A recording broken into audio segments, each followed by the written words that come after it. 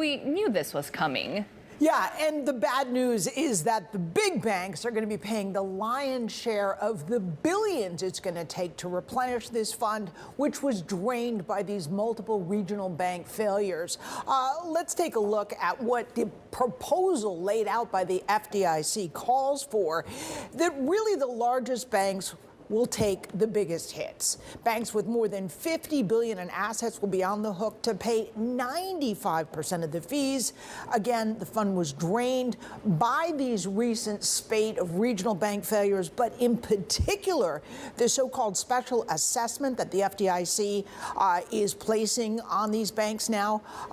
That stems from the extraordinary decision back in March to insure all deposits at the two failed lenders, SVB, Silicon Valley Bank, and Signature Bank. Again, to ensure all deposits, where normally the FDIC only insures deposits with up to $250,000 in an account. And the cost of making that decision to go outside the typical bounds of what they cover is about $15.8 billion. Now, the FDIC chairman, Marty Grunberg, said that, quote, in general, large banks with large amounts of uninsured deposits benefited the most. So the rationale goes they should be pitching in the most here. The payments can be made, they say, in 8 installments quarterly starting in 2024. The agency projects that 113 banks out of thousands in the U.S. would have to face these fees.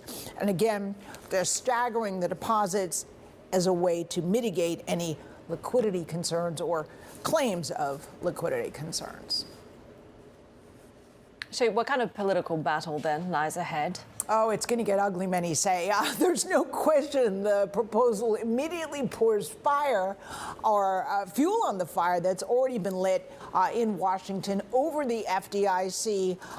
Who will pay to refill the fund, known as DIF? That's already been raging. There's also a side debate on whether they should have ever raised the $250,000 floor, as they did in this particular situation, and whether it should have been raised. But in any event, a lot of controversy. Notably, a lobbying group for the smaller banks who have really been working hard to make sure they weren't hit by any so-called special assessment. They commend the FDIC for this decision. The agency is going to take comment on its plan for 60 days and make tweaks before holding another vote to finalize the plan. But they've made absolutely clear the big banks are on the hook for most of it. That's unlikely to change.